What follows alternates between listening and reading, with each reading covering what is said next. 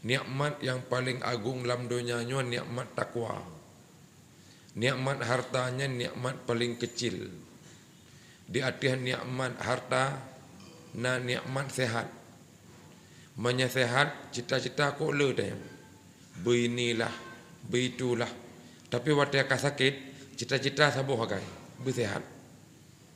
Maka walaupun cala-cala wabak tamita harta, tak perjuangkan bahkan tamu susah-susah, diingat bahawa hartanya adalah nikmat ya, tapi yang paling ubud, yang lebih daripada itu adalah nikmat sehat.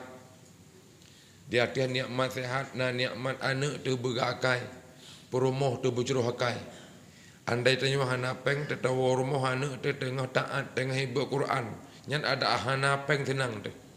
Peng tedum anak tu tengah disabu-sabu ada tanya tawa kerja umpamanya yang bertuh tak ada. Hai tutup dengan peng yang le. Punya sahabat-sahabat yang getegur gajak tu yang bak kebajikan.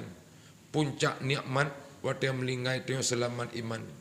Dalam mudib nikmat yang paling utama, sukses yang butui yang bit-bitnya adalah sukses tu yang dalam bertakwa. Ubina cita-cita yang tanya gapai kan menurut tanya gepetruk oleh Allah, menurut Allah gepetruk bagi tanya. Tanya mandum mohon terbekaya, hana mandum Tuhan gebi kaya. Ada jet tanya bela harta, hana mandum urang geberi harta oleh Allah. Hartanya tak Tuhan berikan karena cara kita usaha.